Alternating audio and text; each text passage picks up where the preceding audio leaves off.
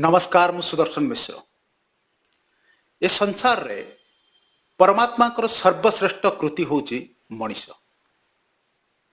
आ Manish there थिबा जीवन होची ईश्वर सबुठारु बड़ उपहार। ए संसार को सबुठारु बड़ उपहार। से उपहार प्रतिबदल रे मनीष ए परमात्मा को की उपहार दिए। आज एक सुंदर कहानी माध्यम रे आमे जीवन आउ एक महान शिक्षा जानिबा। मनीष बहुत समय भजन कीर्तन करता है, पूजा पाठ करता है, किंतु अधिकांश समय रे मनीष प्रति अंतर भितर स्वच्छ भावना न थाए। बेले बेले ईर्षा राग द्वेष ये सब जात हुए, किंतु मनीष कहे जे मु ईश्वर को एते डाकुची तथापि ईश्वर मो कथा शुणु नांती। यही होची सबु ईश्वर को परमात्मा प्रति सबुठारु मनीषर बड़ उपहार ना आउ कोन। थरे एक शहर रे जड़े धनी व्यक्ति थिले। से सबु बेले ताको कार्य रे व्यस्त रहउतले। व्यस्तता वशतः सी कोनोसी जागा को जाई पारंती नाही, कोनोसी तीर्थ स्थान को यात्रा करि पारंती नाही, कोनोसी आध्यात्म कार्य रे से योगदान दे पारंती नाही। ताको पाखर जने विश्वस्त चाकर थिला। से चाकर दिने कहला, मालिक मते किछि दिन छुट्टी दियंतु, मु प्रसिद्ध देवता जगन्नाथ पुरी को देखा करिया पई जेबी। से कहले भल कथा, मु तो जाई पारु नै, मु तो सब बेले व्यस्त रहउची, तुमे जाओ। किछि दिन छुट्टी नै लोकटी श्री जगन्नाथ को दर्शन करिया पई जाईछि। गला बेले मालिक ता हाथ रे 100 टंका दैछथि।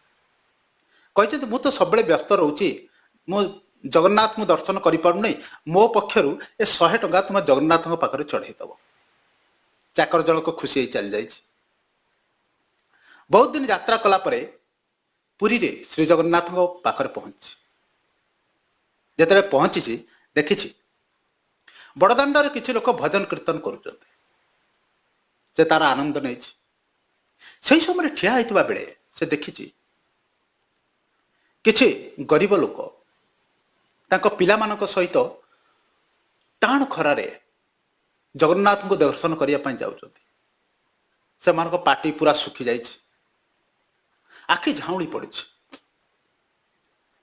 से आसी कहिछि एंती से लोकटी कहिछन्ति, बाबू किछि पैसा यदि अछि दियो, बहुत जोर शोष एवं भोक लागिलानि।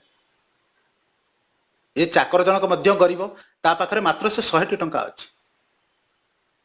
से कौन करछि, से 100 टंका रे किछि खाद्य किणी से मानको दान करछि।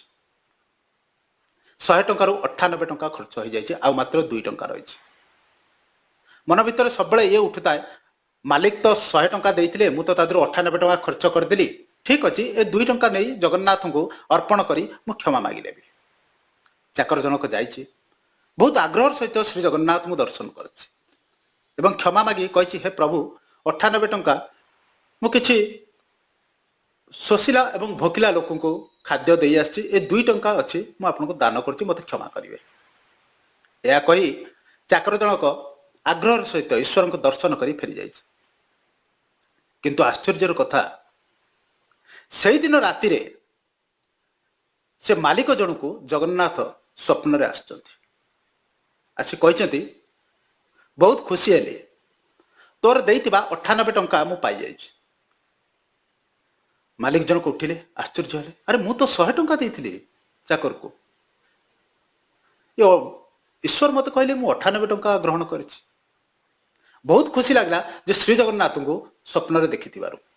किंतु प्रश्न रहिला, मु जदि 100 टंका देइथिली, चाकर भी तो मोर विश्वस्त चाकर, ये तो केबे बाज्य खर्च करिवो ना, ये 98 टंका देला, आउ 2 टंका कोन कला। किछि दिन परे चाकर फेरी आछि। मालिक ताकू देखि बहुत खुशी होइछन्ति, कहछन्ति तो पई मते जगन्नाथ श्री जगन्नाथ ए विश्वर सबुठार बड़ देवता मते दर्शन दैछन्ति। किंतु तते गोटे प्रश्न मु पचारिबे। चाकर कहछि, हां कहंतु, जे मु तो 100 टंका देइथिली, किंतु जगन्नाथ कहले जे 98 टंका पाइछन्ति, मते सत कथा तू कह।